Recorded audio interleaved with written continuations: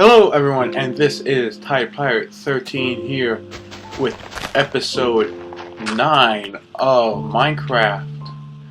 As you can see, oh, creeper. Oh, crap. I want to keep him away from my house, then I'll let him blow up. Oh, crap. Well, what a way to start the episode, huh? Wow. That was close.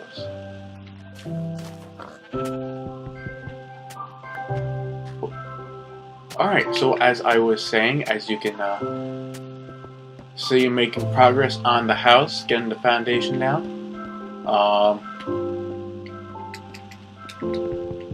Working on that. That was a nice surprise. More creeper. What wood do I need? Okay. So crouch down so I don't fall. How is everyone doing on this sunny, wonderful sunny day in New York? It's sunny here, I don't know where it is, wherever you're watching. Could be in Europe, could be in California. I don't know.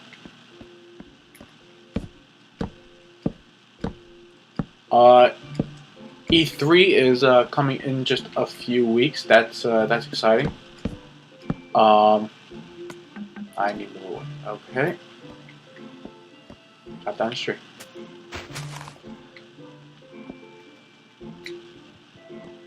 I'm excited for E3. Hopefully show off some new games. PS4 will show off the console. We got the Xbox One. So yeah, hopefully Xbox shows off some games, and hopefully they will please the gamers who have so far crapped up on the Xbox One. And for the most part, they have every right to. I mean, I know Microsoft wants to be a gaming, an entertainment box, an all-in-one box, but it's a game console. First thing, it is a gaming console. You can't. It's hard to just in one console go from being a gaming console from the Xbox 360 to an entertainment system in the Xbox One. You can't just do that immediate switch. And you could say, yeah, they've added like ESPN and all these apps, and that's nice, but it's a gaming console first. I mean, one of the things I was disappointed with the Xbox One, I don't know if they're going to show it or they have it, but the live streaming feature. I mean, the PS4 has live streaming. I mean, right now I think it's to only Justin.tv, but I mean, hopefully they can maybe get it to Twitch and maybe YouTube streaming, and that's nice, because right now if I want to stream, I have to hook up the capture card and to the Xbox or PS3 and then do it from there. If I could do it straight from the console, that would be a lot easier. And that is one thing that Microsoft could do to make gamers happy. Just a small feature to show that they are focusing on the gaming side. And Kinect does not count for gaming. It does not. Saying Kinect on when you walk in a room, that's cool, but that doesn't mean that's not brand new.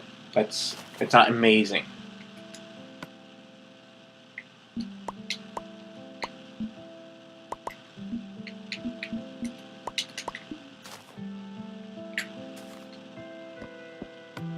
Some of the games I'm excited for E3 is Watch Dogs, Assassin's Creed 4. Even though Assassin's Creed 3 wasn't that great, I like the pirate theme. As you can tell, my handle's based off it, my gamer tag Tide Pirate 13. So yeah, I'm a bit interested in Assassin's Creed 4. Said Watch Dogs. Battlefield 4 looks amazing. Call of Duty Ghosts, not that excited for it. I mean, they're gonna have to wow me with the gameplay, because I mean, they showed the trailer at the Xbox One announcement. It was cool, but I mean, with the music and everything, it basically sounded like Black Ops 2. The world is ending, America's threatened, and that story, you have to keep it refreshed, otherwise it'll get boring. I mean, in the last three games, no, Modern Warfare 2, Modern Warfare 3, and now Black Ops 2, and now Ghost, is all with that something happened to America. Modern Warfare 2, they were attacked by the Russians. Modern Warfare 3, it was still attacked by the Russians, World War 3. Black Ops 2 was the guy took over the drones and started attacking people, killing people in Los Angeles. And now, they haven't said exactly what happened, but in Ghost, apparently 10 years ago, this event happened, and America's not supervised. Some of it's destroyed, trying to put back to pieces. So, I mean, including Ghost, the last 4 out of 1, 2, 3, 4, 5, since Modern Warfare 2, it's all been about America being attacked or attacked, besides Black Ops. I'm not counting Black Ops because while the missile, I think the missile was headed toward America or something, it didn't actually launch and kill people. So, I mean, you see a connection. The story's getting kind of old. And you know they're not going to have zombies because this is Infinity Ward, so no zombies until next year.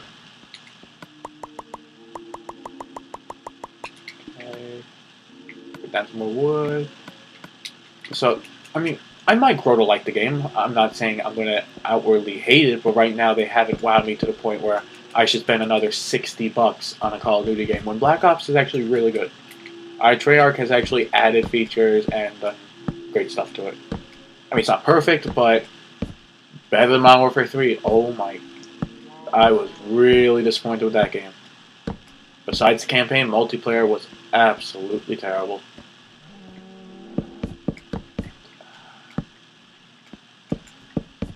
What other games? I don't know if Rockstar's going to be there, but Grand Theft Auto 5 I'm looking forward to.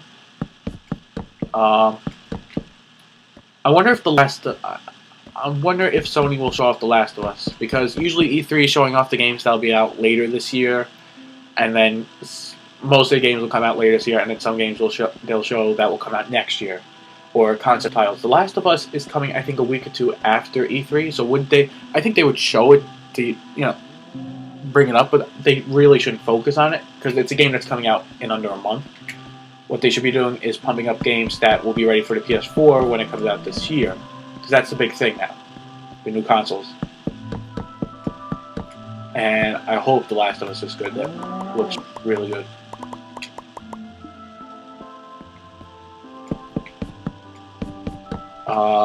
What else? Oh, I really feel bad for it, Nintendo. I really do. I mean, the Wii U is being left in the dust. This is their next generation console. Their next generation console is being left in the dust.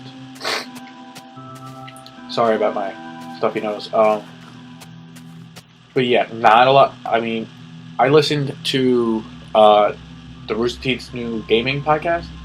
I think like The Patch or something, and they got a list of games coming out for the Wii U. I think over the summer, I think only 3 or 4 titles are coming out, and that's including the Pikmin game, Pikmin 3 or whatever. So, I mean, it's being left in the dust, and only 3 or 4 titles over the summer. I mean, summer is not a big time for games, but my God, that is not a lot. And I mean, I saw the sales are like 50, 60,000, if that. I mean, the Wii U took the world by storm. I remember there was a waiting list for like up to 4 or 5 months to get the Wii. Now you can walk in and buy one and get every single game that is available. I mean, that's sad. I mean, I really feel bad for them, but And apparently the reason it is the graphics and stuff, that the graphics of the Wii U are superior, like 10 times better than the Wii, but their graphics only match, maybe go a little bit above the PS3 and Xbox 360, while the Xbox One and PS4 are like 10 times better than the PS3 and Xbox. So it's stuck between having better graphics on par or maybe better graphics than some PS3 and Xbox 360 games, but being beaten out by PS4, Xbox One. I mean, I don't know what Nintendo's going to do. I mean, yeah, get together. They do. Let's see. I don't know. For the house here, I'm just providing some commentary because really all I'm doing is putting down the foundation, and then I'm gonna start building up. So nothing really interesting for house-wise is happening. So I'm just providing some what I'm thinking. I should keep crouching, but it takes too much time. I might make a video about this, but like a lot of the gamers' big reason against the Xbox One is the used game, like the licensing, and basically if you buy a used game at GameStop, you're going to have to pay a $40, $50 license possibly just to play the game. So say you pay $30 for Call of Duty Ghosts and say next spring. $30 is on sale pre-owned at GameStop. You buy it, put it in the disc, and it says the license has been used before. If you would like to play this game, you're gonna have to pay another license, which will probably be $40, $50. So say spend $30 on a game. Say you pay $50, play the title. You just now spent $80 without tax trying to play Call of Duty. That's outrageous. Now, Microsoft hasn't confirmed. There's been like some Microsoft executive says, yes, this is what they're doing. Other Microsoft executives have said, no, this is not. We don't know. I mean, they haven't been clear. Some executives are saying, yes, this is exactly what we're doing. While some have said, no, this is not. And some haven't said anything. Microsoft, the company itself, though, has not actually said, this is what we're doing. This is all based on one or two executives and rumor reports. So hopefully it's not true. But for the people wanting, I mean, I was, at first when I heard the announcement, I was, with the gamers, I was, this is not right, this is wrong. But I saw a video from Total Biscuit on YouTube. You should watch the video on his view on the Xbox One, specifically the used game market, and how it actually hurts consumers. And I must say, it's almost 30 minutes long, but I was persuaded by his argument. I am now leaning toward more his side in that the used game market should die. Not die in that if we want an old copy of a game that we have to go out and get it, but if you're doing $60 for a brand new game and $50 for a used copy, get the new game. Me personally, I barely buy used games. I don't buy a lot of used games unless I have to, or there's a really deep discount. Like say, game's $50 and the used game is on sale for $15 or $20. I'll probably get the used game. But most times, I buy new games. But his point was that look at the PC. PC, while you might not have noticed it, there's barely any used games anymore, and that's because of one company, Steam. Steam offers a lot of games, PC games, digitally, and it's very popular. A lot of people buy them, and a lot of the times they have some good sales. Except during the summer, where it's the famous Steam,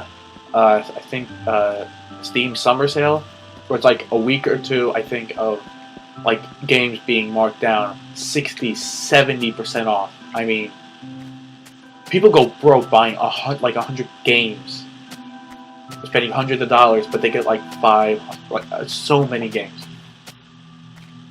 And then what he said is that they don't have used games. PC users don't really have used games, but in return, because they use Steam. Steam offers a lot of discounts, deep discounts with brand new digital download games because the money goes to the developers. The reason, let's see, the developers are happy with like lowering the price because they know the money that they get from, say, Steam, most of it goes to them.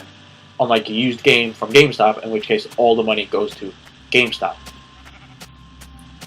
So you could, I buy his point. I mean, but I'm a little hesitant too.